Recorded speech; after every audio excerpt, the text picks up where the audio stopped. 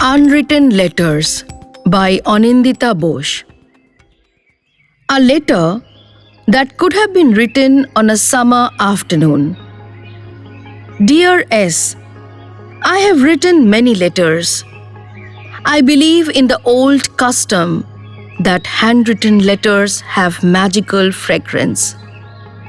They spread the aura of the senders.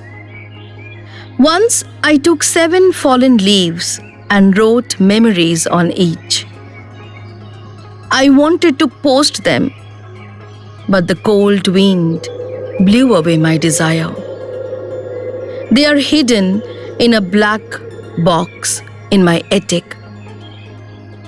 Do you still write letters to everyone? You really do not have to answer me. I hate questions myself. Now, I know how to make popcorns. You will be spared if we all ever meet again.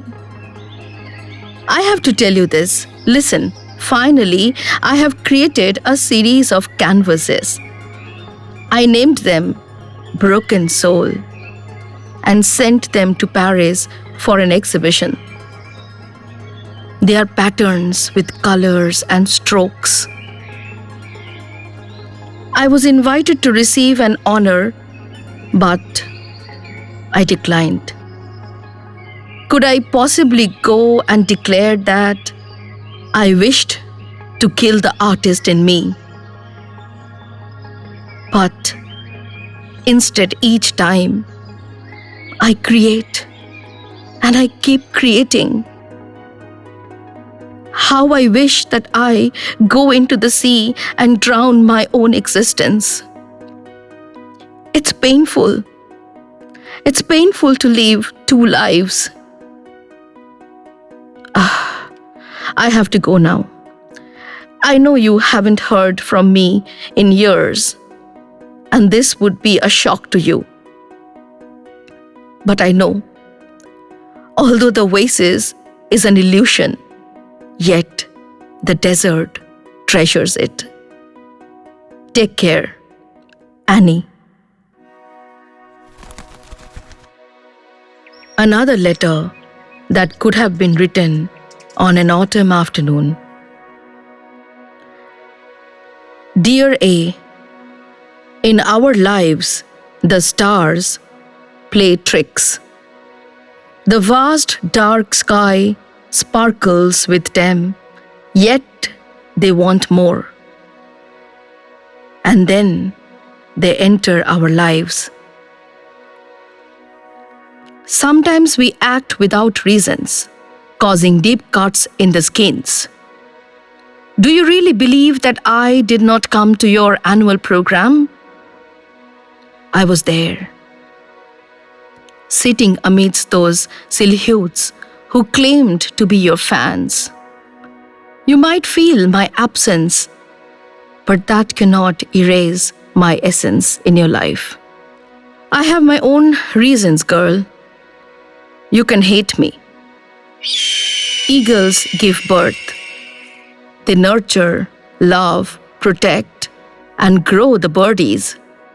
And one morning, they teach the little ones to fly. They depart, but love remains. Your tears have no values. Sit straight and be determined. The world is waiting for the crystals that you would grow. My eyes shall always follow you, whether you realize it or not. You may revolt, you have the right, but I cannot.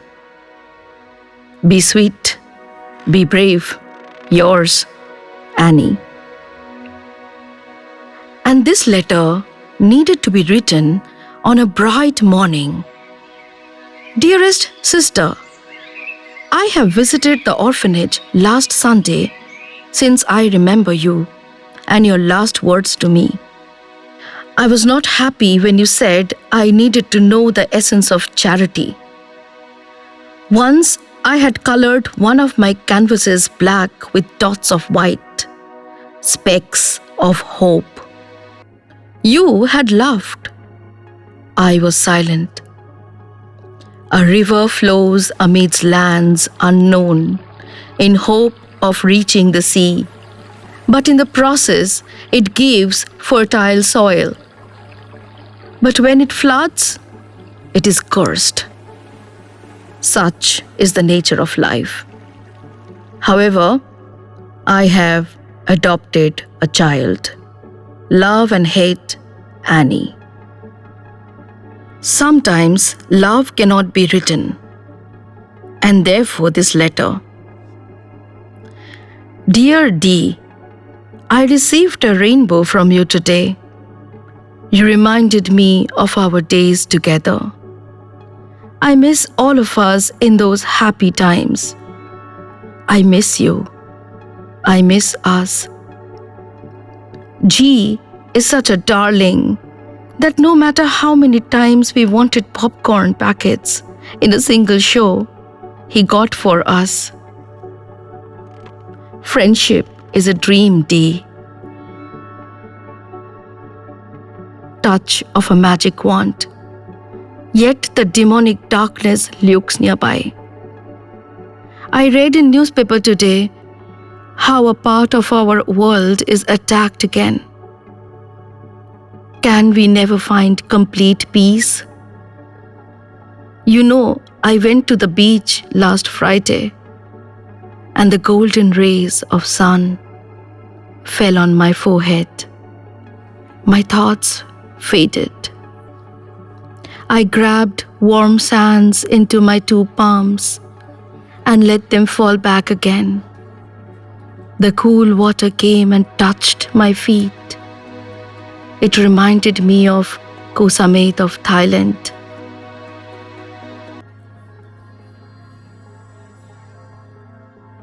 We were such free birds then. Shall we celebrate again? Oh, I have to go now.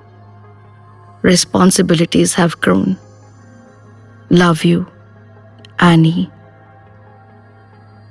And the letter was never sent. Love letters that are never found in diaries. This is one of them. My dearest, lost is a beautiful word. In fact, a magical one. It's beautiful that you lose so many things. Did you ever lose yourself? I was 6 years old when my mother took me to watch The Little Mermaid, and I was lost in that dark world in the water. It was magical, yet tragic. I never wished for a Prince Charming anymore. Instead, I loved chasing those white and yellow butterflies that came to our garden. The garden remained lost most of the days, amidst birds, butterflies, trees, flowers, and fragrances. But do you think the color was always rosy? I cannot tell you whether I write anymore or not, but I smell life. I touch emotions. I kick my nightmares, and I let go of my dreams each time they bloom. Never tell me whatever you saw, love. I cannot welcome new demons, since they would take years to adjust with the existing ones in my house. Did I tell you that I have an attic now? Oh, well, I have to go now. I'm learning how to ride a bike.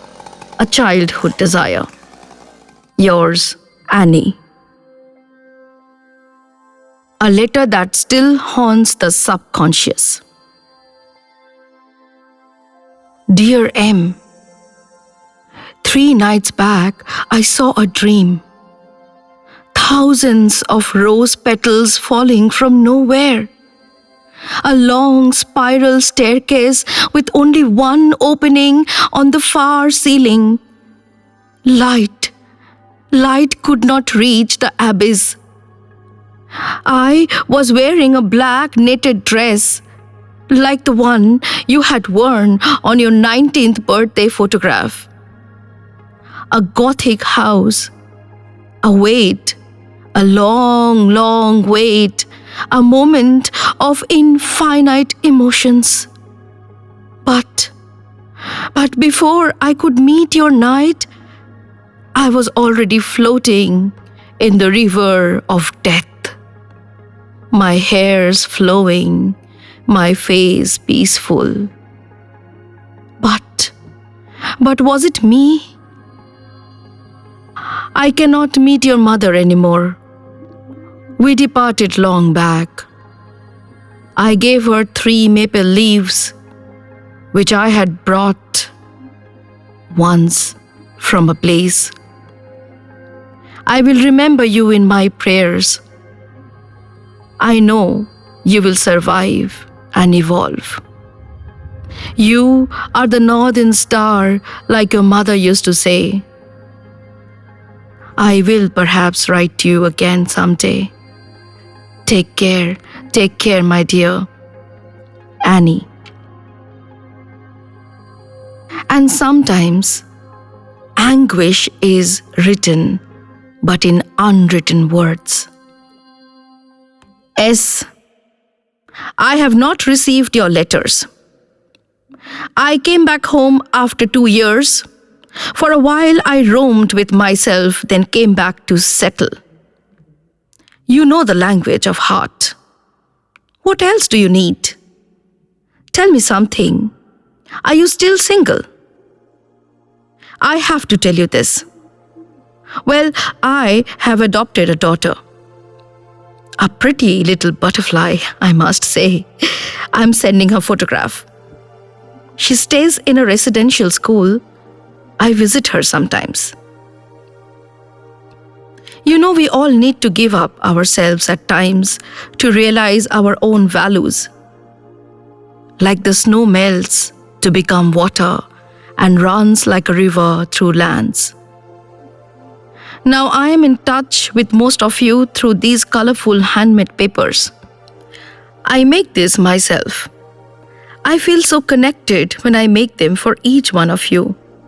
Blue for you, green for G, pink for sister, orange for T, and yes, violet for M.